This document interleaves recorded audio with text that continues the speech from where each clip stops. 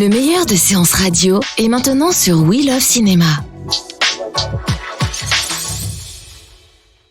Bienvenue dans Flashback, votre émission, la seule et l'unique dédiée aux classiques du 7e art.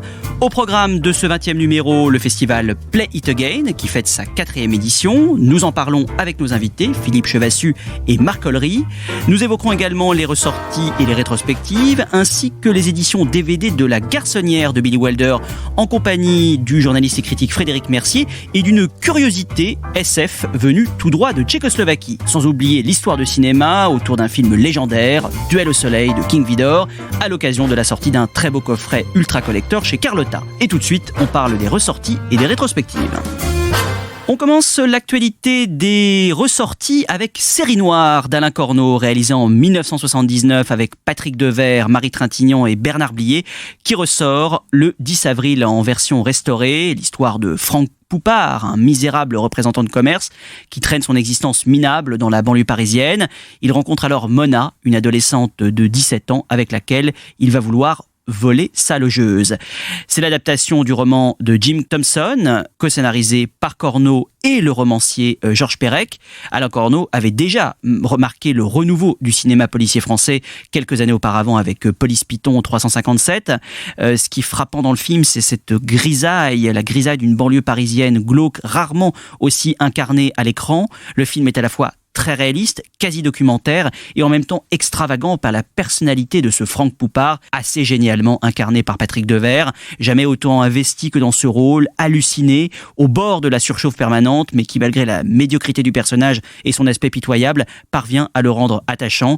Incontestablement l'un des meilleurs films d'Alain Corneau entre la chronique sociale et le film noir, qu'aime particulièrement Bertrand Tavernier qui dit à propos de ce film qu'on en sort, je le cite, épuisé, lessivé, comme si l'on avait réellement participé à tout ce qui vient de se dérouler à l'écran, comme si l'on avait vraiment mené avec Patrick Devers, en même temps que lui, cette course haletante qui, par son lyrisme du sordide, sa poésie du dérisoire, renvoie directement à la fuite vertigineuse de Richard Widmark dans Les Forbans de la nuit, même personnage fantomatique, étranger à ceux qui les entourent, prisonniers de leurs rêves, même angoisse métaphysique.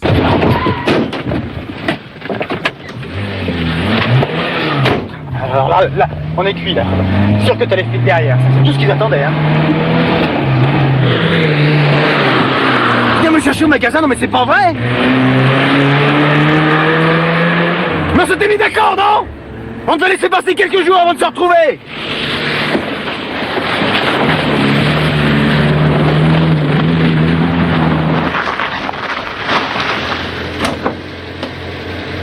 C'est ça la bombe, ouais. Barre-toi, ouais. Va te faire tringler chez les flics! Salope! Parfait, hein! Comme ça, je garde tout pour moi, hein! T'enverras pas un rond du fric de la vieille! Pas un rond, t'entends? Pas un rond! D'ailleurs, tu t'en fous du fric, toi! Tu planes, toi! Mais pourquoi tu t'en fous du fric? T'es bien qu'une petite pute! C'est à cause du fric que t'es venu me chercher! Non! C'est ça que tu voulais, non? C'est ça qui t'excite, non? Mais dis-le! Dis-le qu'il y a que ça qui t'excite! C'est quand même pas moi! Qu'est-ce que t'en as branlé d'un connard comme moi? Connard! Les ailes du désir de Wim Wenders ressort également le 25 avril en version restaurée 4K, film interprété par Bruno Ganz et Solveig de Martin, sorti en 1987, qui se déroule à Berlin, où l'on suit les déambulations d'Amiel, un ange qui s'intéresse au monde des vivants au point de connaître tous leurs secrets, avant de découvrir Marion, une trapéziste avec laquelle il va découvrir l'amour. L'un des films les plus célèbres de Wim Wenders, prix de la mise en scène au Festival de Cannes en 1987, qu'il dédia à ses cinéastes de prédilection, Ozu, Tarkovsky et Truffaut.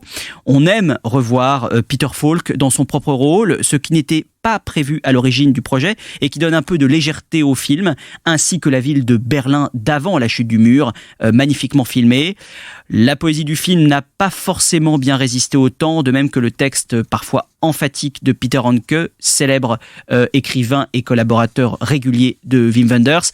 Cette restauration donne surtout une nouvelle vie à la photographie noir et blanc d'Henri Alcan, autrefois charbonneuse, ici beaucoup plus douce, moins contrastée, telle que l'a toujours souhaité le grand chef opérateur français et magnifiée grâce à cette superbe restauration. Plus de légèreté cette fois grâce à Charade de Stanley Donen, réalisé en 1963, qui ressort le 25 avril avec Cary Grant et Audrey Hepburn. De retour de vacances, Reggie, Audrey Hepburn, découvre son mari assassiné dans leur appartement parisien mis à sac. Elle est aidée dans son enquête par un séduisant divorcé rencontré à Genève, Cary Grant, quelque temps plus tôt. Mais les anciens amis du défunt refont surface et sont persuadés que Reggie sait où se trouve le butin de 250 000 $ que son mari a caché quelque part. Cary Grant avait au départ refusé le rôle, trouvant sa différence d'âge avec Audrey Hepburn trop flagrante. C'est vrai qu'ils avaient quand même plus de 30 ans d'écart. Le film a ensuite été proposé à Natalie Wood et Warren Beatty avant que Cary Grant ne revienne sur sa décision. Et il a bien fait car il forme un couple irrésistible dont les répliques font mouche au cœur d'un très plaisant divertissement avec du rythme, des fausses pistes et un très bon quatuor de vilains campé par Walter Matthau, James Coburn, Ned Glass et l'impayable George Kennedy. En raison de son suspense, de ses stars et de ses nombreux rebondissements, Charade est souvent considéré comme un film réalisé par Alfred Hitchcock, tant et si bien qu'il est passé à la postérité comme le meilleur film d'Hitchcock que Hitchcock n'a jamais tourné. Could at least tell me what your first name is these days. Alexander. Okay, Alexander. You're done. Good. You're a new man. I'm sorry the old one couldn't tell you the truth. But I had to find out your part in all this. Is there a Mrs. Dial? Yes. But we're divorced. I thought that was Peter Joshua. I'm just as difficult to live with as he was. Alex, how can you tell if anyone's lying or not? You can't. There must be some way. No, there's no riddle about two tribes of Indians. The white feet always tell the truth and the black feet always lie. So one day you meet an Indian. You say, hey, Indian, what are you, a truthful Whitefoot or a lying Blackfoot? He says, I'm a truthful Whitefoot. But which is he? Well, why couldn't you just look at his feet? Because he's wearing moccasins. Well, then he's a truthful Whitefoot, of course. But why not a lying Blackfoot? Which one are you? A truthful Whitefoot. Come in. On termine l'actualité des ressorties avec un film inédit en salle, Bottle Rocket, le premier long métrage de Wes Anderson, réalisé en 1996, qui ressort le 25 avril avec Owen Wilson et Luke Wilson, qui campent deux amis, dont l'un vient de s'échapper de l'hôpital psychiatrique et qui imagine le casse parfait. Le film marque l'aboutissement de l'amitié entre Wes Anderson et Owen Wilson, qui s'étaient rencontrés quelques années plus tôt à l'université du Texas, à Austin. Au départ, le film était un court-métrage de 13 minutes en noir et blanc. Le long-métrage reprend l'essentiel des scènes du cours, produit, excusez du peu, pour un premier film et distribué par Columbia Pictures. Mais le screen test, le retour spectateur qui est souvent imposé par les studios, s'est révélé être le plus catastrophique de l'histoire de la Columbia. Wes Anderson dut alors réécrire le film et ajouter de nouvelles scènes grâce à l'argent supplémentaire du producteur et réalisateur James L. Brooks. Le film est sorti malgré tout, sans rentrer dans ses frais, mais profitant de bonnes critiques. Un premier essai, maladroit mais plutôt prometteur, mêlant sens de l'humour et goût pour l'absurde, qui annonce déjà l'univers si délectable du réalisateur de The Grand Budapest Hotel et de L'Île aux chiens, son nouveau film, actuellement dans les salles. Please don't interrupt me, man, because I'm trying to stay focused on this stuff. You're responsible for the external situation tomorrow. Streets and the getaway. Whoa. Excuse me.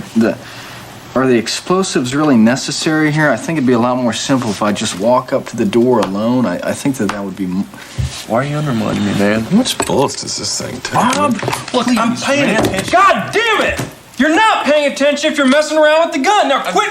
Anthony, just keep the gun on the table. I can't focus unless the gun is on the table. You just paid for it. Shut up, man. Shut up. I'm warning you now. Be quiet, please. It's true, Dignan. I paid for the gun. Say it again. Say it one more time. Say it again. Repeat what you just said. Dans les rétrospectives de ce mois d'avril, la plus conséquente est bien sûr celle consacrée à Rainer Werner Fassbinder à la Cinémathèque française du 11 avril au 16 mai, une rétrospective intégrale, des présentations de séances par Masha Merrill, Julian Lenz, Anna Schygulla, son actrice fétiche François Ozon, une conférence le jeudi 19 avril à 19h, Fassbinder et Dublin, histoire d'une dévoration, une lecture également, Bref, toute une série d'événements à la Cinémathèque. Et puis, Carlotta Film présente le 18 avril 2 coffrets Blu-ray Fassbinder volume 1 et 2, regroupant 15 chefs-d'œuvre emblématiques du cinéaste, qui sortent également au cinéma dans la rétrospective Fassbinder partie 1. Le 25 avril, une sortie au cinéma en coffret de sa série télévisuelle inédite 8 heures ne font pas un jour, restaurée en 2K. Et le 2 mai, la sortie au cinéma, toujours chez Carlotta, de la rétrospective Fassbinder partie 2. Nous en reparlerons nettement plus longuement lors du prochain flashback et nous reviendrons évidemment sur l'œuvre de ce très grand cinéaste. À la Fondation Jérôme Sédou-Pathé, elle aura lieu du 4 avril au 1er mai, le cinéma muet de Maurice Tourneur, un hommage au cinéaste. Les spectateurs pourront découvrir ses œuvres muettes, accompagnées au piano. Ses œuvres, d'ailleurs, pour la plupart méconnues en France. Ça va être sans doute un moment majeur, car Maurice Tourneur a en réalité joué un rôle capital dans le développement du cinéma des années 10 aux États-Unis, au point que ses pairs le considéraient comme l'égal de D.W. Griffiths et de Cecil B. DeMille. Le réalisateur franco-américain a en effet influencé de nombreux cinéastes, tout en assurant la formation de Clarence Brown et de son fils Jacques Tourneur. On découvrira donc une série de films, Tribly, réalisé en 1915, une adaptation littéraire d'après Georges Du Maurier, Le Dernier des Mohicans d'après Robert Louis Stevenson en 1920 et Victory en 1919 d'après Joseph Conrad, ainsi qu'une comédie sur les coulisses du cinématographe, A Girl's Folly, sans oublier Le Navire des Hommes Perdus en 1929 avec une jeune comédienne nommée Marlène Dietrich. Des films également restaurés par Pathé seront projetés lors de ce cycle. Accusé, levez-vous, réalisé en 1930, son premier film parlant, et Justin de Marseille en 1934, film évidemment un classique de l'avant-guerre. Le cycle a été programmé en partenariat avec Christine Leteux, docteur en sciences et chercheur en Grande-Bretagne. Donc c'est un très très beau cycle. Christine Leteux qui, le mardi 10 avril à 19h, donnera une conférence sur le cinéma muet américain de Maurice Tourneur. Toutes ces séances de films muets seront bien sûr accompagnées au piano par les élèves de la classe d'improvisation de Jean-François Zigel. À la Cinémathèque de Toulouse, le cinéaste iconoclaste Aki Kaurismäki sera à l'honneur du 28 avril au 31 mai 2018. Aki Kaurismäki qui évidemment tourne toujours, qui est un cinéaste, un électron libre du cinéma finlandais, où l'on aime son expressivité, ses gueules patibulaires, ses ambiances très singulières. Un cinéaste donc qui sera mis à l'honneur à la Cinémathèque de Toulouse, et il sera là d'ailleurs avec André Wilms, son acteur du Havre, le vendredi 4 mai à 19h à la Cinémathèque donc de Toulouse. À la Cinémathèque de Toulouse toujours, le cinéaste Costa Gavras est également à l'honneur depuis le 27 mars et ce jusqu'au 29 avril. On pourra redécouvrir l'intégralité de sa filmographie, de L'Aveu à État de siège en passant par Missing, Mad City et Amen. À noter que Costa Gavras vient de faire paraître ses mémoires, Va où il est impossible d'aller, aux éditions du Seuil. Rappelons également que ces deux coffrets sont toujours disponibles chez Arte. Costa Gavras nous en avait d'ailleurs longuement parlé dans Flashback. Et à noter que dans cette rétrospective, vous pourrez découvrir le premier film de Costa Gavras, vraiment à découvrir, en plus très bien restauré, Compartiment tueur, réalisé en 1965 avec Yves Montand, Jean-Louis Trintignant, Michel Piccoli et Simone Signoret. Cette école vétérinaire dans laquelle je ne serais jamais entrée si on m'avait recommandé un professeur spécialiste pour Ophélie, qui faisait une dépression. On me l'a prise et je suis restée seule. Encore plus seule. Je n'étais personne pour tous ces gens et, comme une petite fille, j'ai fui. Et je me suis trouvée égarée dans cet amphithéâtre, dans ce grand théâtre vide. Et tu étais là. Tu étais là, si loin et si proche. Comme un Hamlet, comme un Hippolyte. Et mon cœur a battu la chamade. Et mon âme en lambeaux au bord du précipice de sa misère a poussé un cri de joie. Je ne le savais pas encore, mais la plus belle partie de ma vie allait commencer. Tu m'as dit avec ta voix voilée, la salle d'attente est à côté, vous savez.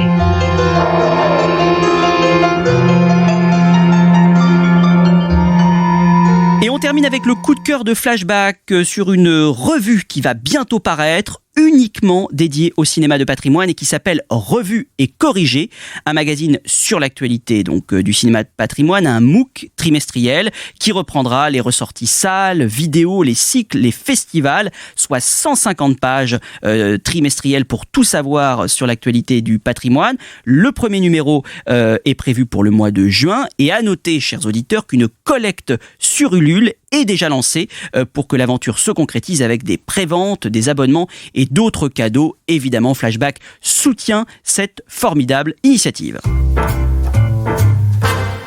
Nous avons aujourd'hui le plaisir d'avoir comme invité 2 membres de l'ADFP, l'association des distributeurs de films du patrimoine, Philippe Chevassus de Tamasa et Marc Collery de Lost Film, pour la 4e édition du festival Play It Again, qui se déroule dans toute la France du 18 au 24 avril et parrainé cette année par l'acteur et cinéaste Mathieu Amalric.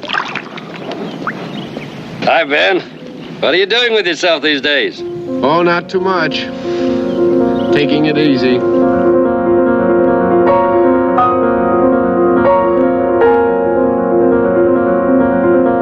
I'll be back before you can count to 10. 1, 2. Will you unzip my dress? I think I'll go to bed. Je sais qui tu me rappelles. Je te rappelle quelqu'un. Je suis malheureuse, je suis responsable.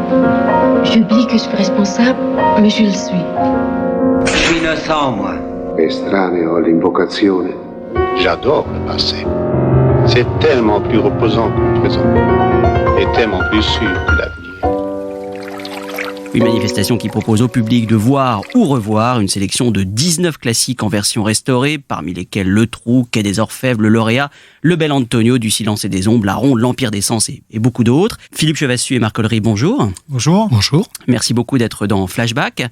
Alors, est-ce que vous pouvez nous dire combien de salles à peu près, participent à l'événement et également comment vous avez défini cette belle programmation? Alors, le nombre de salles, cette année, je crois qu'on va atteindre les 200 pour la première fois, ce qui est une bonne nouvelle. Hein. C'est la 4e édition, on avait commencé avec 120 salles, c'est ça Marc? Oui, à peu près. Oui. Et chaque année un petit peu plus. Pour nous, c'est intéressant et c'est important parce qu'il y a un renouvellement des cinémas qui ont participé l'année précédente, donc ça leur plaît. C'est déjà ça. Et il y en a plein de nouveaux qui arrivent chaque fois. Donc, je pense que c'est effectivement dû au choix de programmation qu'on a fait. Là, vous avez vu que c'est un programme très éclectique, mais sur des films qui parlent aux gens, qui ont un sens, qui connaissent un petit peu, même s'ils n'ont pas vu depuis très longtemps.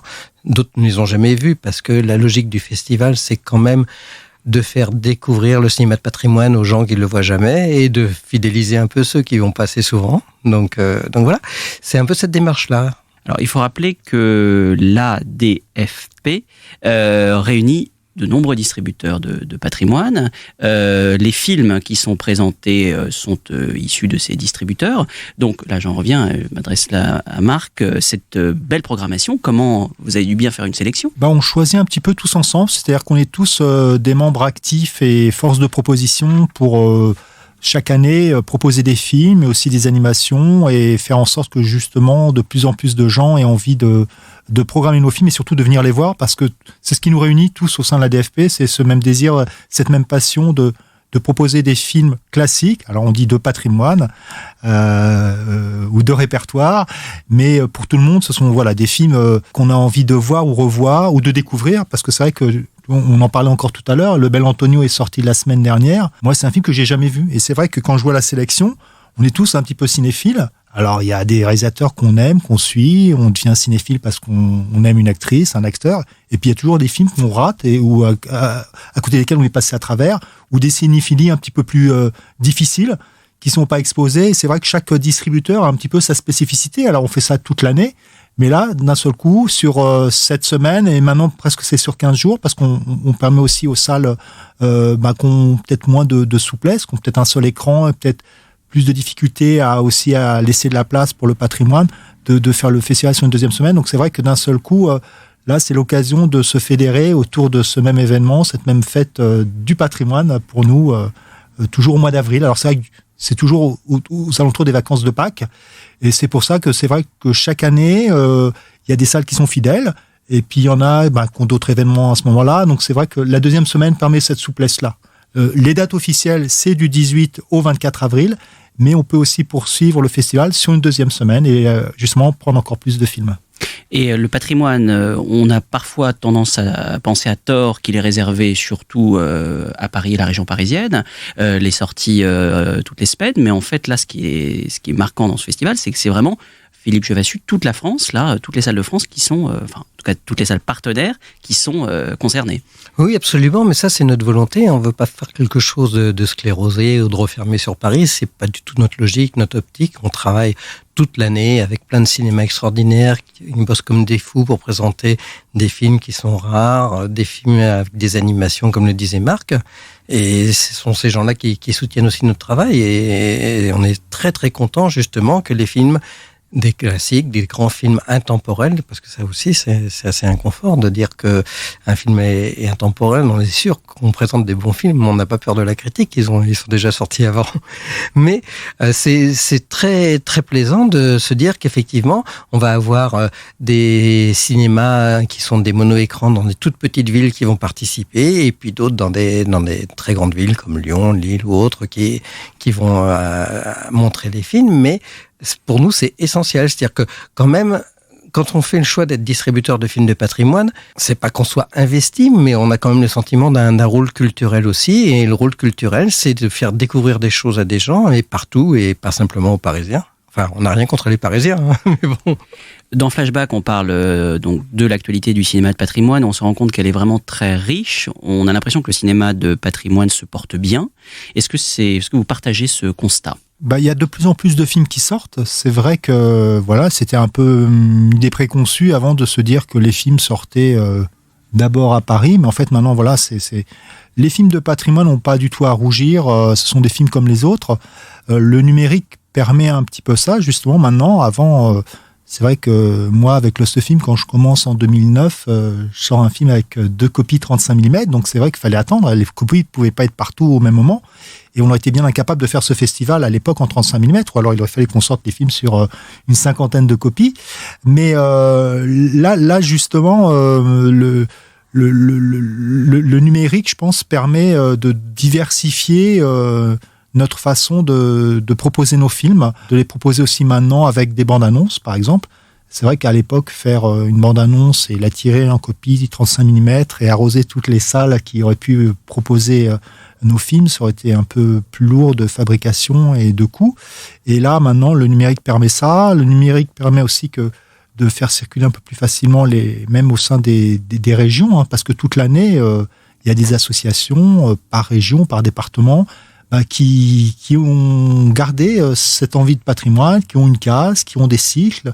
Il y a des ciné-clubs, il y a des thématiques. Chacun peut s'approprier à sa façon de faire rayonner ce cinéma-là. Et l'idée, justement, avec Play It Again, c'est que ça permet à des salles qui, par exemple, n'en font pas du tout, ou ont peur d'en faire parce qu'ils n'ont pas peut-être dans leur équipe de programmation ou sur place un animateur pour mener un ciné-club ou un débat ou une rencontre après. Là, Play It Again, justement, c'est un petit peu livrer clé en main la possibilité de passer le pas. Et moi, il y a des salles avec qui je n'ai jamais travaillé et que je découvre au moment de Play It Again parce qu'elles ont envie de prendre un film et de participer. Ouais, tu parlais du numérique. Il y a une chose aussi qui est très bien et très intéressante avec le numérique. Bon, on est tous amoureux de la pellicule parce que c'est la matière, etc. Mais il n'empêche que le numérique, ça permet à tout le monde de voir les films dans des qualités optimales. C'est très très important. C'est-à-dire que même si moi, 1 an après, l'image n'est pas altérée, il n'y a pas d'écollage, il n'y a pas des... Alors c'est peut-être moins romantique, hein, c'est peut-être moins un glamour, mais en tout cas, pour beaucoup de gens, c'est important de voir le film dans des bonnes conditions, et voire même dans des conditions comme jamais personne ne les a vues. Parce que finalement, quand on montre un film en numérique, on montre un scan du négatif, qui est donc la chose la plus directe. Or, quand on montrait une copie, c'était la 4e génération, il y avait le négatif, l'internégatif, enfin l'interpositif, l'internégatif, la copie. Donc on avait déjà 4 fois la copie, donc on perdait en qualité. Et là, c'est un scan des nègres. Et c'est vrai que on apporte une garantie de qualité de l'image, de choix. Si le travail de restauration est bien fait, on y est attaché, de choses comme on ne voyait pas avant. Moi, je me rappelle, c'est pas cette année la sélection, mais on avait sorti Hiroshima, mon amour. Et sur ce film-là, on voyait des choses qu'on n'avait jamais vues avant, comme les cendres qui tombaient, les moustiques autour des lampes, et c'était impossible à partir de copies de 4e génération. À qui s'adresse le festival Play It Again, bien sûr, mais de manière générale, les films du patrimoine, est-ce que le public est divers? Est-ce qu'on s'adresse aux moins jeunes, mais aussi aux jeunes, aux cinéphiles et aux moins cinéphiles, pour un petit peu échapper aux caricatures parfois qu'on a, voilà, du cinéphile qui serait toujours un peu le même? Est-ce que vous sentez, vous, en tant que distributeur, que les choses bougent un peu? Disons que je pense que chaque titre, là, quand on voit la sélection, il y a des films qui sont un petit peu intemporels, qui parlent à tout le monde. Il y a un public. Alors, il y a une chose aussi qu'on n'oublie pas et qui est primordiale, c'est que tous les ans, il y a une sélection jeune public. C'est-à-dire vraiment spécialement pour les enfants. Et l'idée, c'est que, voilà, je pense que le patrimoine et le goût et le plaisir du cinéma, parce que c'est vraiment ça, je pense, pour tout le monde. Pour les salles qui montent ces films-là, comme pour nous qui sommes distributeurs, c'est garder le goût du cinéma tel qu'on a envie de le perpétuer. Et ça commence déjà tout petit. Il y a des dispositifs scolaires qui font que les enfants, à l'école, au collège, au lycée, vont vers une série de films qu'on leur propose dans un cadre scolaire. Mais je pense que ça leur permet justement de choisir des choses. Moi, je vois, c'est vrai, un film comme Billy Elliot, c'est un film qui est déjà de patrimoine, on n'imagine pas, mais c'est vrai qu'il a un peu plus de 20 ans, et qui parle à toute une génération. Moi, ma fille, elle l'a vu, elle a à peine 10 ans, et c'est vrai que je pense que là, quand on voit la sélection, il y a plein d'autres films comme ça qui sont pas seulement pour des seniors qui ont forcément été élevés à la dernière séance ou à Patrick Brion. Moi, je vais bientôt avoir 50 ans. C'est vrai que c'est ce qui m'a formé comme cinéphile. Et puis aussi les revues, et puis les ciné-clubs. Et puis, c'est vrai que, étant parisien, il y a plein d'offres de rétrospectives. Il y a la Cinémathèque, il y a plein de salles qui font ça depuis longtemps. Mais là, je pense qu'il y a toute une génération qui reste curieux de ça. Et là, dans Play It Again, c'est vrai que entre un Tarkovsky comme Nostalgia, Les Moissons du ciel, Malik, qui est redevenu très à la mode et qui parle, je pense, à tout le monde, des films aussi plus pointus comme j'ai même rencontré des Tziganes heureux, qui est un film, c'est vrai, qui déjà en salle a très bien marché, parce que les salles aussi savent s'approprier ce genre de film pour créer des événements autour d'une animation musicale, ou de faire un repas ou un buffet autour de ça. Enfin, il y a des films toujours qui, très spécifiquement, permettent justement quelque chose qui dépasse le cadre même du cinéma et du plaisir de voir un film. Ça se prolonge autour d'autre chose, d'une discussion, d'une animation, d'un atelier, d'un verre, et c'est vrai que là, dans la sélection, il y a toujours des choses comme ça, très très précises, qui font que chaque salle fait son petit programme. C'est un peu carte en main, clé en main. Vous dites dans la présentation de Play It Again que de plus en plus de sociétés de production de sociétés de distribution se tournent vers le cinéma de patrimoine. Pour quelles raisons, selon vous, Philippe Chavassu? Pour quelles raisons? D'abord par goût, j'espère, et par envie. On espère tous ça. Après, c'est vrai que l'arrivée du numérique a changé beaucoup la donne, et que pour des sociétés qui veulent travailler de manière peut-être plus light, et c'est pas le cas de toutes bien sûr, il y a moyen de sortir maintenant des films en dépensant relativement peu d'argent. Donc c'est la baisse du coût aussi qui a suscité pas mal de vocations, je pense, et on se trouve avec pas mal de distributeurs maintenant qui proposent des films de manière plus light, on va dire. D'un sens, c'est bien parce qu'il y a une offre importante, et il y a une pluralité, une diversité, des goûts différents, des envies différentes, des plaisirs différents. Moi, là-dessus, je trouve qu'on a beaucoup de chance avec ça. Après, nous, en tant que professionnels, on a un revers de la médaille, c'est que les entrées sont pas extensibles à l'infini, donc elles sont divisées sur plus de films, donc on a des seuils de rentabilité qui deviennent plus délicats, mais là, on parle plus d'économie que d'envie. Mais justement, parlons-en, parce qu'on en parle finalement très peu. On ne mesure pas forcément, on connaît bien le box-office, par exemple, des films qui sortent toutes les semaines, on sait on peut mesurer quand c'est un succès ou quand c'est un échec. On a beaucoup plus de difficultés à le faire sur les films du patrimoine puisqu'on a très peu d'informations là-dessus. Est-ce que, sans forcément révéler quel film, quel chiffre, mais est-ce que vous pourriez nous dire quand même quelle est la tendance ? Comment on peut mesurer le succès d'une ressortie d'un film du patrimoine ? Là, c'est vrai que quand on voit l'année passée, il y a eu des très beaux événements, des belles rétrospectives qui ont circulé pas uniquement sur leur événement parisien ou de festival Lumière ou de rétrospective à La Rochelle. Il y a eu une rétrospective autour de Clouzot avec des livres, j'imagine que vous en avez parlé. Oui. Voilà, une exposition à la Cinémathèque française. Donc c'est vrai que ça, c'est quelque chose qui aussi, je pense, marque le public. Et quand tout à l'heure, tu posais la question de comment ça se fait qu'il y a autant de distributeurs et de films qui sortent, par contre, il y a une réalité, c'est que c'est peut-être plus accessible maintenant de pouvoir créer une société et de montrer des films, mais il n'y a pas de recette. C'est-à-dire qu'un succès en salle il y a 20 ans ou il y a 30 ans ne fera pas que ce sera à nouveau un succès en 2017 ou en 2018. Il y a toujours le même travail, je pense, autour de créer du désir, de l'envie, d'accompagner le film, qu'il y ait une affiche, une bande-annonce, des événements autour pour transformer l'essai, j'ai envie de dire, et que les gens y viennent plus massivement. Là, quand on voit un film comme L'Empire d'Essence, par exemple, qui est proposé cette année, c'est un film que tout le monde a à peu près en tête, a vu à l'époque, a entendu parler de la controverse. Moi, c'est pareil, c'est un film que j'ai découvert que l'année dernière. Et c'est vrai que d'un seul coup, il y a toujours, quoi qu'il arrive pour le spectateur, c'est ce passage à l'acte. C'est-à-dire, je vais voir le film, et puis il y a tellement de films qui sortent, nouveaux, de patrimoine, et puis tellement d'activités, et puis de façon de consommer le cinéma. Maintenant, il faut toujours essayer de faire venir le spectateur. C'est le but du jeu. Philippe Chabassu ? Non, j'ai pas grand-chose à ajouter. Marc est parfait. Non, mais blague à part, c'est vraiment ça. C'est une question d'envie, de motivation qui font que les choses existent. Et s'il y a de plus en plus de films qui sortent, c'est parce qu'il y a de plus en plus de gens qui ont envie de les montrer. Et ça, c'est sain, quelque part. Après, effectivement, l'histoire économique, ça peut être parfois compliqué, mais ce qui est certain, c'est que les gros succès se sont amenuisés quand même. C'est-à-dire que comme il sort 2-3 fois plus de films de répertoire classique qu'il y a 10 ans, des résultats qu'on trouvait pas bons il y a 10 ans nous paraissent bien maintenant.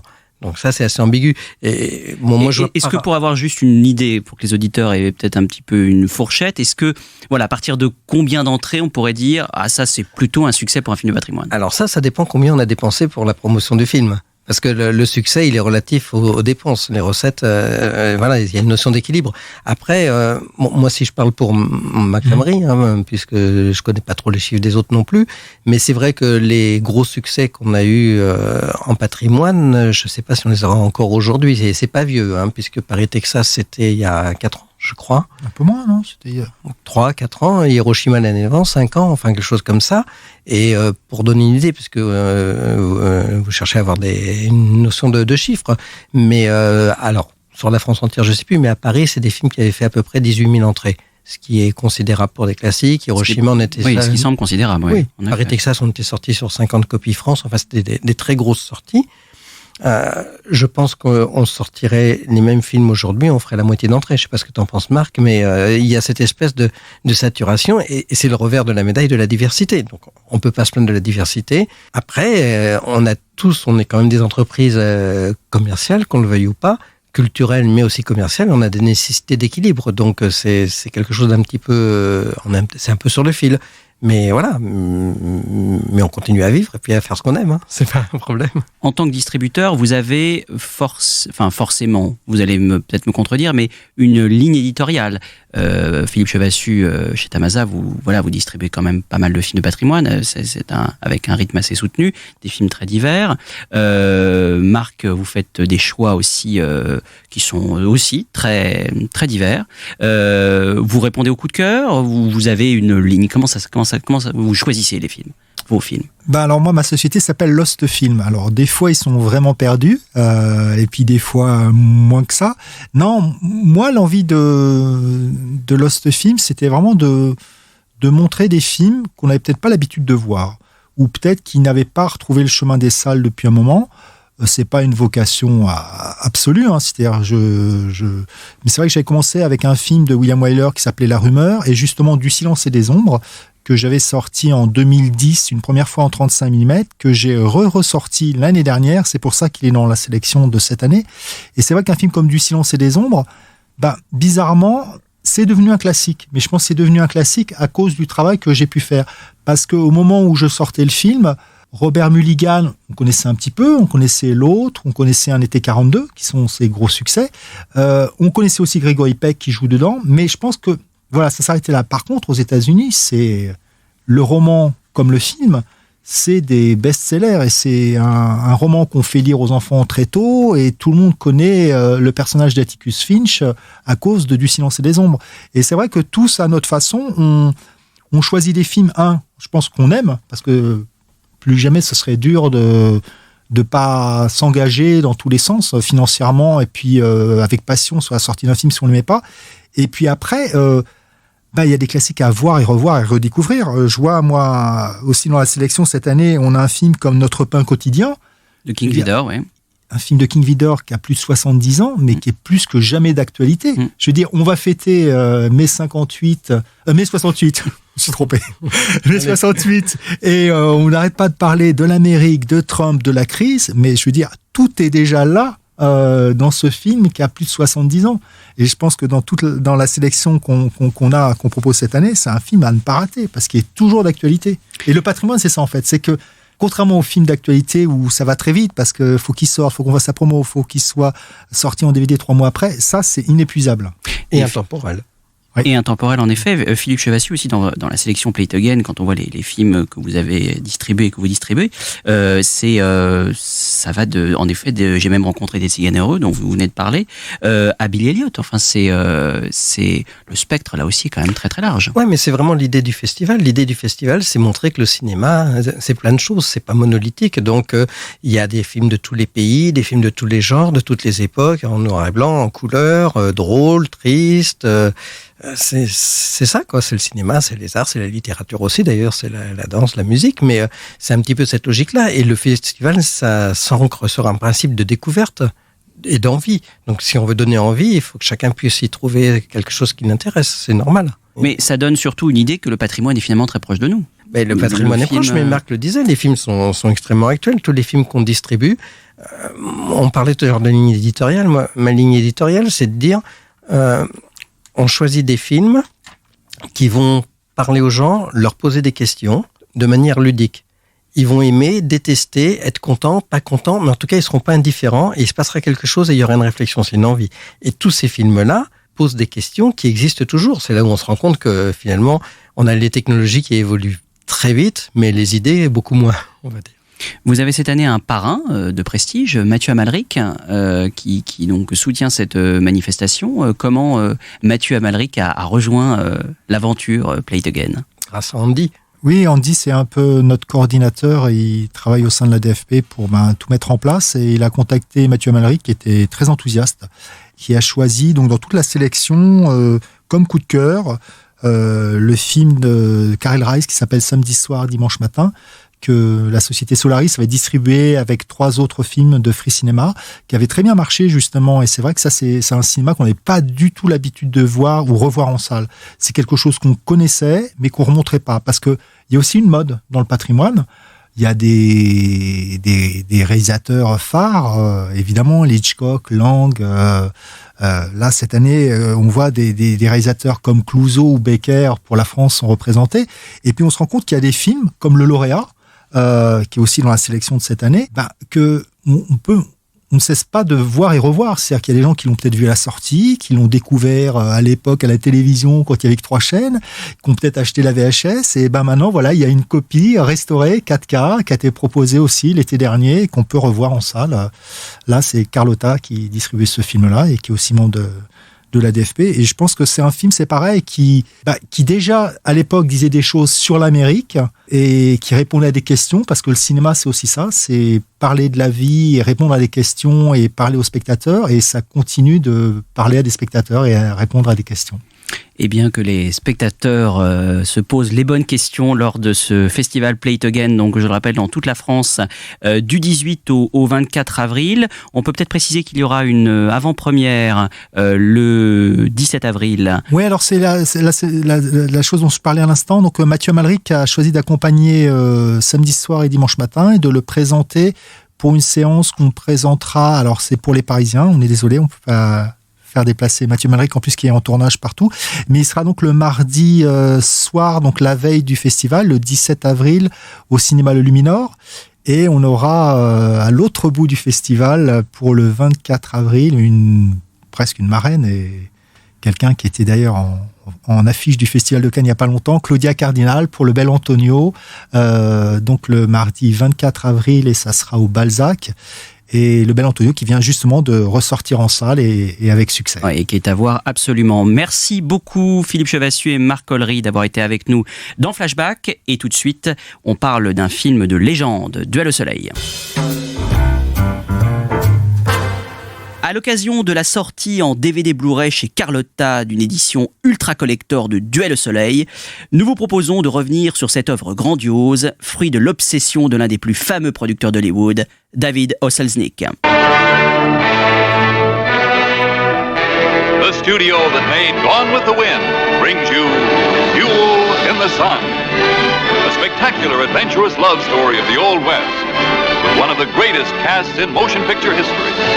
Headed by Jennifer Jones, Joseph Cotton, Gregory Peck, Duel in the Sun. Tout commence par le roman de Nathan Bush, Duel in the Sun. L'histoire se déroule au Texas et au Nouveau-Mexique entre 1883 et 1893 et raconte la passion amoureuse, violente et destructrice entre une jeune femme d'origine indienne, Pearl Sanchez, et un voyou sans scrupules, Lute McCandless. Le livre est construit par fragments, comme un puzzle.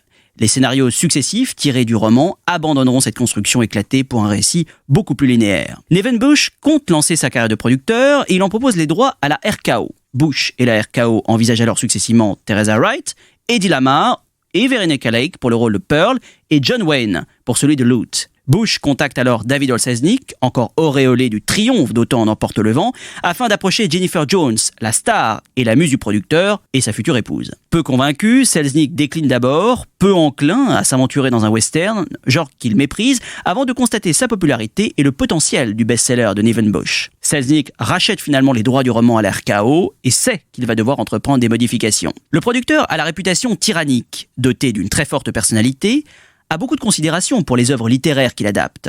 Pourtant, à coups de réécritures multiples et de mémos incendiaires balancés à ses collaborateurs, Selznick transforme totalement le roman au point que presque rien n'en survivra, à l'exception du Duel au soleil. 8 versions de scénarios différentes se succéderont, mettant à contribution une quinzaine de scénaristes. Certains passages du livre ont dû être modifiés à cause de la censure. Dans le roman, Pearl tue Lute et repart avec Jesse, le frère de Lute. Une fin impensable pour le redoutable Brain Office, qui ne supporterait pas de voir l'héroïne quitter le film, mariée et impunie. Selznick imagine alors une autre fin, qui ne sera pas la version finale. Les deux amants s'entretuent sous le soleil, Pearl donne un ultime baiser à Lute, avant de remonter sur son cheval, s'éloignant puis s'écroulant, morte. Selznick doit aussi remplacer une scène dans laquelle les amoureux nagent dans le même étang. Dans la nouvelle séquence, Lute fait semblant de se déshabiller et jette un rocher à l'eau pour inquiéter Pearl. Hey, Pearl! Come on, let's push. Whoa. Give me a good push. Whoa, boy. I want you to meet a lady. Now bow for the lady, Dice. He's right smart. Oh, what do you think of my new girl, Dice? No? En janvier 1945, Selznick, après avoir d'abord envisagé William Dettle, engage le réalisateur King Vidor, qui signe pour 20 semaines de tournage avec un cachet de $100 000. Au casting, Jennifer Jones dans le rôle de Pearl, Gregory Peck dans celui de Lute, Joseph Cotton, qui interprète son frère Jesse, Lillian Gish joue Laura Bell, qui adopte Pearl, et Lionel Barrymore interprète le sénateur McCandless, propriétaire terrien qui voit d'un très mauvais œil l'arrivée du chemin de fer. Gregory Peck s'entend bien avec King Vidor et apprécie sa vision du personnage de Lute, l'un des rares méchants qu'il lui a interprété dans sa carrière, que lui-même qualifiait de mauvais garçon, violeur, menteur, corrompu, faussaire et bon à rien, mais sympathique en un sens. Rapidement, Vidor et Selznick s'écharpent sur la vision du personnage, le cinéaste voulant atténuer sa méchanceté et mettre en avant son aspect juvénile, narcissique et influençable, alors que le producteur voulait en faire, je le cite, le pire fils de pute jamais vu au cinéma. Don't pick up that holler, Newt, he'll charge you! You scared him, Sid, and he knows it. Never run from him. Stand your ground. Come on, boy, I got a nice leather bonnet for you. Easy, boy. Be careful, Lou.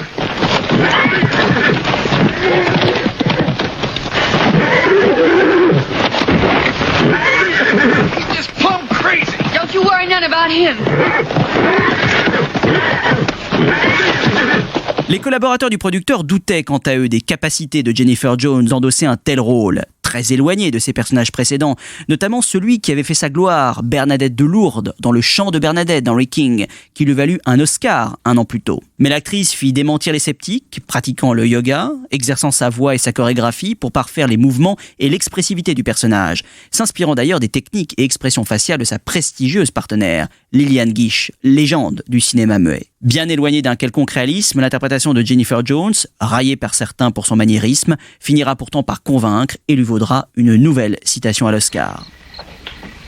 Who's there? Is that you, Jesse? Hello, Pearl. It's a nice night. Want to take a little walk? It's kind of late. I think I better go to bed. Well, where were you going when I... Somebody to love. I guess that's Lute. Certainly is, Lou. He's the best serenader this side of the Rio Grande. I don't care if he is.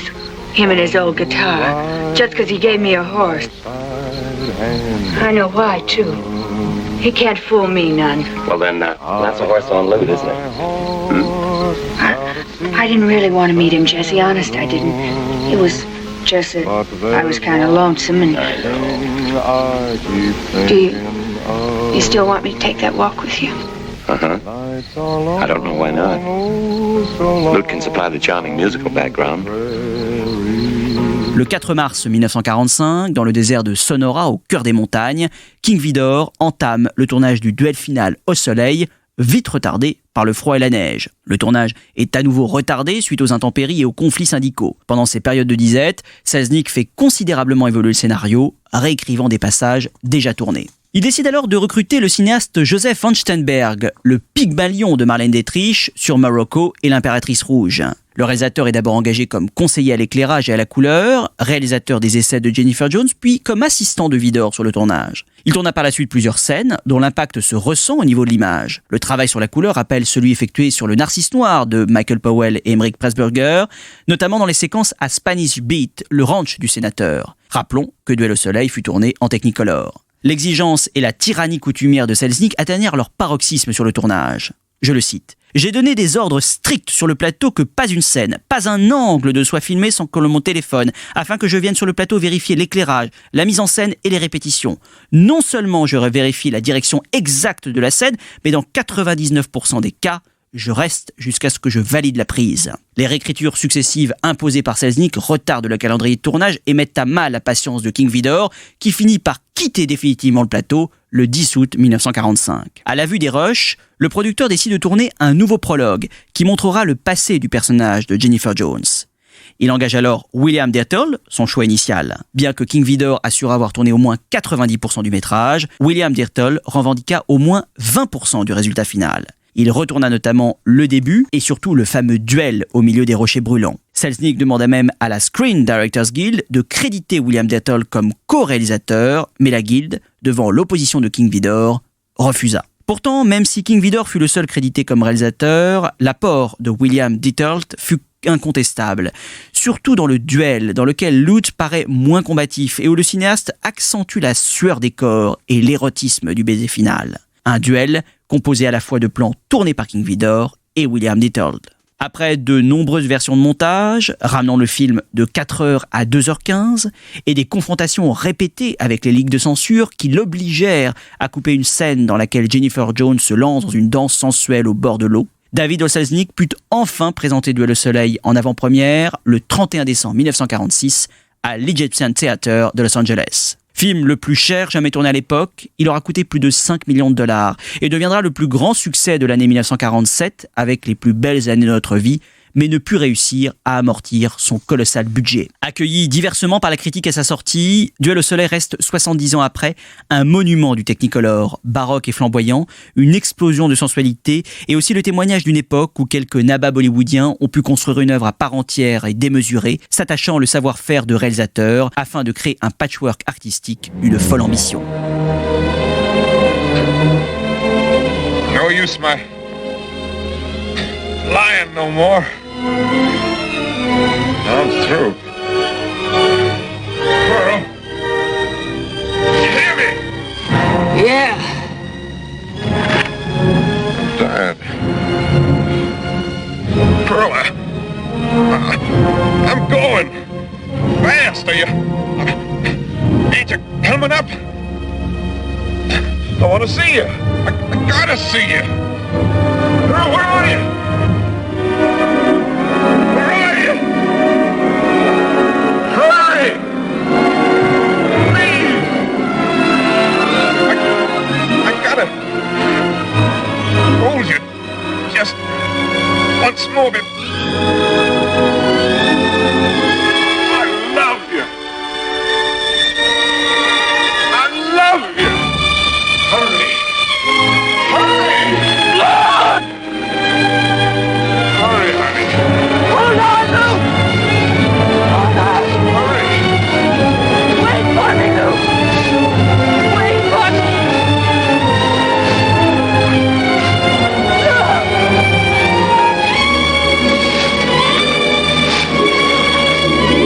Pearl! Where are you?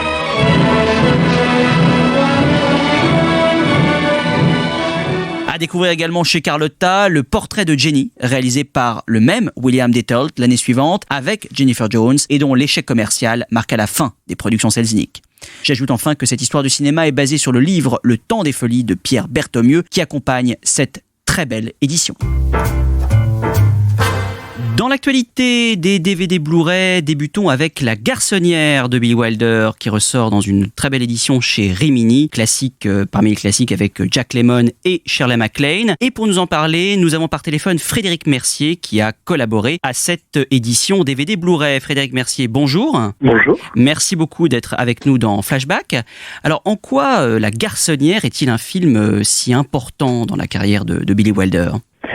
Alors, c'est un film important dans la carrière de Wilder à divers égards. La première, c'est que c'est le premier film qu'il réalise après Certain Show, qui a été un immense succès. Et c'est ensuite le premier film d'une série de collaborations que va réaliser Billy Wilder avec à la fois donc E.L. Diamond, avec qui il vient d'écrire Certain Show, qui est son nouveau scénariste après Charles Brackett. Et ensuite c'est le début donc d'une série de films qui vont être tournés pour la plupart en noir et blanc et cinémascope. Il y a une exception qui est Carmela Douce dans cette série de films. Et donc la plupart du temps ce sont des films tournés en cinémascope avec E.L. Diamond, des acteurs qui vont être récurrents et Alexandre Troner au décor. Et ce qui est important dans le cas de La Garçonnière, c'est que, sans le dire vraiment, c'est le début d'une nouvelle période dans la carrière de Billy Wilder à ce moment-là du début des années 60. Alors on dit que Billy Wilder s'est inspiré de plusieurs choses. D'abord du film Brève rencontre de David Lean, où à un moment donné le couple demande à un ami de lui prêter son appartement, et c'est une idée qui a germé dans la tête de Billy Wilder. Et puis aussi, je crois, d'un fait divers assez connu à Hollywood, celui d'un producteur qui aurait tué l'amant de sa femme dans une garçonnière louée par un employé de son agence artistique. Je crois que c'est à peu près l'histoire. Mais Wilder s'est évidemment éloigné, au vu de son style, de ses inspirations. Oui, ils sont évidemment inspirés, mais la particularité du film, c'est que si c'est une comédie, vous venez de rappeler quand même des faits divers qui sont un peu dramatiques. C'est un film qui est moins enlevé et joyeux, par exemple, que l'était certains M. Shaw ou que l'étaient certaines comédies qu'avait réalisées Billy Wilder dans les années 50, comme évidemment 7 ans de réflexion. C'est un film qui est toujours empreint de drame. On est vraiment sur la vie, on va dire, de laisser pour compte de l'Amérique dans ces années 60, qui sont obligés de faire des compromis pour pouvoir essayer de vivre comme ils le peuvent le rêve américain. Et donc le rire est toujours teinté de malaise et de drame tout au long de la séance. Et le film est aussi assez osé pour l'époque, avec un petit peu de recul, puisqu'il traite de l'adultère, qui était devenu acceptable, mais encore quand même en 1960 très controversé. Oui, alors le film traite de l'adultère, effectivement, à travers, en fait, on va dire les différentes couches sociales, dans la mesure où le personnage joué par Jack Lemmon prête son appartement à ses supérieurs hiérarchiques pour qu'ils puissent emmener leur maîtresse chacun dans cette garçonnière et pouvoir vivre quelques instants avec elle. Évidemment, le film est très particulier sur cette question de l'adultère, mais là où il me semble intéressant, c'est que il y a un personnage dans le film qui est joué par Fred MacMurray, qui joue le grand patron de cette société dans laquelle travaillent les personnages joués par Shirley MacLaine et Jack Lemmon, et c'est quelqu'un qui fait extrêmement vite comprendre qu'en fait la vie maritale ne peut lui convenir, que la vie maritale ne peut convenir à un homme dans cette société, et que donc ces hommes-là sont obligés de s'offrir du bon temps avec d'autres filles. Mais là où le film est surtout très grinçant, on va dire, c'est que les strates sociales et les différentes couches sociales par lesquelles, et l'ascenseur social par lesquels doivent passer les personnages, et d'abord passe, on va dire, par des espèces de promotion canapé, ou alors par une forme de réorganisation du travail qui passe par une réorganisation de la vie sexuelle des employés de cette société. C'est là où le film est très grinçant, c'est-à-dire que en fait les femmes sont des divertissements ou sont alors des objets que les hommes se refilent les uns avec les uns les autres pour pouvoir en échange de bons services et de promotion entre eux. Et c'est le cas dans lequel est pris le personnage de Jack Lemmon, c'est-à-dire que lui, il pense que s'il offre cette garçonnière au prix de devoir parfois dormir dans la rue à ses supérieurs, eh bien il pourra gravir les échelons de cette société. Et on ne voit jamais Jack Lemmon travailler véritablement dans cette société immense, aux bureaux qui sont absolument gigantesques et qui rappellent ceux de la foule de King Vidor dans les années 20, qui est vraiment, à mon avis, l'influence particulière du film. On voit Jack Lemmon, en fait, organiser sans cesse son emploi du temps et l'emploi du temps de ses supérieurs hiérarchiques pour pouvoir gravir les échelons de cette société. Donc en fait, le passe-droit, la promotion canapé sont devenus le centre de l'organisation du travail. Alors ces bureaux en effet sont gigantesques, c'est une des caractéristiques un peu visuelles du film, grâce aussi bien sûr au travail d'Alexandre Troner, on en parle dans cette édition DVD. C'est un film aussi qui mêle un certain réalisme, voire même c'est un certain réalisme au niveau de l'image. On n'est pas du tout dans une pure sophistication, il y a aussi quelque chose qui n'est pas, en tout cas dans l'image et les décors, qui n'est pas que du ressort de la comédie. Non, qu'il n'est pas du ressort de la comédie ou de la comédie sophistiquée, ou on va dire un travail à la Lubitsch par exemple dans les années 30. Non, pas du tout. Quand je vous parle vraiment de l'influence de la foule de King Vidor, c'est-à-dire vraiment il y a cette idée quand même de faire une chronique réaliste, effectivement, dans la garçonnière, et de raconter l'histoire d'un homme et d'une femme dans la foule. Au milieu dans cette société. Et il y a effectivement un travail important au niveau des décors. Évidemment, Troner fait quelque chose d'extraordinaire au niveau des bureaux qui ont l'air d'être de s'étendre à l'infini. On a l'impression vraiment qu'il y a une perspective sans fin qui s'étend au-delà des bureaux et du bureau de Jack Lemmon. Mais il y a un travail, à mon avis, qui est équivalent, par exemple, à la façon simplement de représenter cette garçonnière, c'est représenter cet appartement simple, modeste, dans lequel vit Jack Lemmon et où va se passer quand même l'essentiel de l'action. Donc oui, je pense qu'il y a un ancrage très, très, très réaliste dans le film, mais cet ancrage réaliste, en fait, est dans le cinéma de Billy Wilder depuis quasiment ses débuts de cinéaste. On va dire depuis, après La valse de l'empereur, on va dire, à partir de peut-être du Gouffre aux chimères, ou alors Le Poison, même, dans les années 40. Il y a quand même le réalisme est au cœur du cinéma de Billy Wilder depuis quasiment ses débuts. Et puis si le film fonctionne si bien, c'est aussi, évidemment, grâce au tandem formé par Jack Lemmon et Shirley MacLaine, il y a une alchimie entre eux. Jack Lemmon trouve là un de ses meilleurs rôles. Vous en avez un petit peu parlé au début de cette collaboration fructueuse avec Billy Wilder. Il y a en plus une identification directe avec ce personnage finalement de l'américain moyen qui fonctionne très très bien. Oui, Wilder le disait, hein, Jack Lemmon c'est son John Doe, c'est son américain moyen, c'est son Monsieur Tout-le-Monde, hein, comme l'a été par exemple James Stewart pour Alfred Hitchcock, ou Gary Cooper peut-être pour Frank Capra. Et effectivement, c'est le début ils ont tourné certaines choses déjà ensemble. Ils vont encore tourner beaucoup de films ensemble. Je crois que c'est la plus longue collaboration en tant qu'acteur avec Billy Wilder, c'est Jack Lemmon, puisque on va retrouver Jack Lemmon juste après dans Irma la Douce, ensuite dans La Grande Combine, dans Avanti, dans The Front Page. Donc vous voyez, c'est vraiment voilà, il a trouvé son John Doe, il a trouvé son américain moyen, et c'est très fort parce que Jack Lemmon, à mon avis, dans son corps, dans son jeu, dans sa façon, dans son expression, incarne, on va dire, les deux versants du cinéma de Billy Wilder. C'est-à-dire à la fois ce réalisme dont on parlait, et peut-être le caractère plus satirique et parfois grimaçant de son cinéma, et en particulier de ce cinéma à partir du début des années 60, quand Billy Wilder rentre dans cette avant-dernière phase, on va dire, de sa carrière. C'est-à-dire, d'un côté, on a un Jack Lemmon qui est extrêmement grimaçant quand il est en société, qui a l'air presque de ressembler à un pantin et qui joue énormément de son visage. Et puis soudain, dès qu'il se retrouve dans les scènes intimes, en particulier avec Shirley MacLaine, dès qu'on se retrouve dans des scènes plus graves, plus intimes, plus lyriques peut-être, eh bien on a un acteur qui est beaucoup plus sobre. Beaucoup plus sobre à ce moment-là. Je pense que Jack Lemmon Wilder a trouvé en Jack Lemmon quelqu'un qui, dans le corps duquel et dans le visage duquel cohabitaient les deux tendances peut-être ou la formule de son cinéma. Eh bien Frédéric Mercier, merci beaucoup de nous avoir parlé de cette édition donc DVD Blu-ray de La Garçonnière qui comporte donc de nombreux bonus dans lesquels on vous retrouve en compagnie de Mathieu Macharet du Monde, mais aussi on y retrouve un entretien avec Didier Nert, peintre et architecte, à propos des décors justement de Alexandre Troner, et également une interview de la comédienne Hope Holiday, un court documentaire sur l'art de Jack Lemmon, et puis un documentaire un peu plus long sur l'histoire du film. Donc voilà, une édition copieuse à ne pas manquer. Merci beaucoup de nous avoir accompagnés. C'est moi qui vous remercie. Au revoir. Au revoir. Couldn't happen to a nicer guy. You know, you're the only one around here who ever takes his hat off in the elevator. Really? The characters you meet. Something happens to men in elevators. Must be the change of altitude. The blood rushes to their head or something. Boy, I could tell you stories that would... I'd love to hear them. Maybe we could have lunch in the cafeteria sometime. Or some evening after work. 27. Oh. I hope everything goes all right. I hope so. Wouldn't you know they call me on a day like this, what with a cold and everything? How do I look? Fine. Wait. Thank you.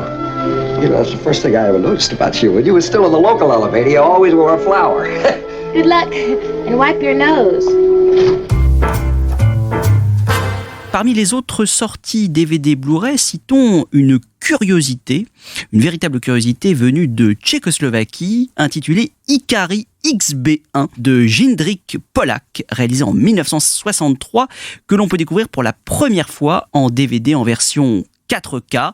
Alors nous sommes à bord du vaisseau spatial Ikari. Un équipage se dirige vers la constellation Alpha du Centaure afin d'y trouver une nouvelle forme de vie extraterrestre.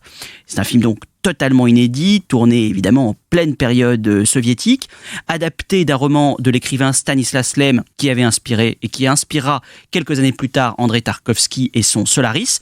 Un budget à l'époque de 5 millions de couronnes tchèques tout de même, soit un blockbuster on pourrait dire aujourd'hui, et qui a pu en effet inspirer par certains endroits Stanley Kubrick et son 2001. Ici et là, c'est vrai qu'on des passages rappellent certains futurs classiques de la SF comme Star Wars ou Alien, et puis on est aussi frappé quand même par la modernité de la bande son composée par Zdeněk Liška et un très très beau noir et blanc magnifié grâce à cette très belle restauration. Alors ne nous emballons pas trop, nous ne sommes pas dans le chef-d'œuvre absolu et impérissable de la SF qui est quand même un film voilà un peu brinque-ballant, mais il demeure une véritable curiosité esthétique tout à fait recommandable. Uplynou léta a děti se budou učit, že jsme byli první, kteří se vydali do vesmíru hledat život na planetách Alpha Centauri.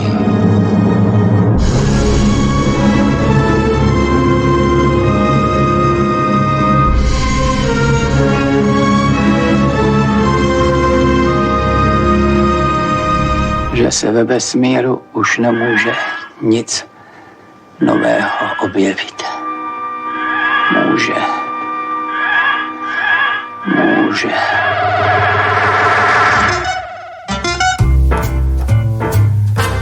Merci beaucoup de nous avoir suivis. Vous pouvez réécouter l'émission sur SoundCloud, iTunes et toutes les applications podcast. Nous vous donnons rendez-vous le lundi 7 mai pour une nouvelle émission. À très bientôt sur Séance Radio. Retrouvez l'ensemble des contenus Séance Radio proposés par We Love Cinéma sur tous vos agrégateurs de podcasts.